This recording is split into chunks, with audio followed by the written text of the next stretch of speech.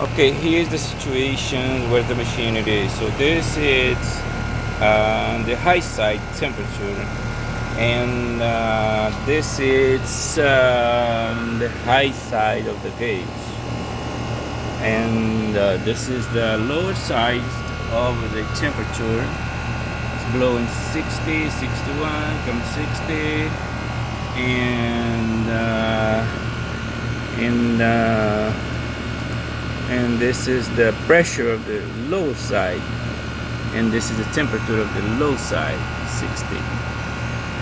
This is the way I'm gonna live right here on this house right now. This is the machine. It works fine.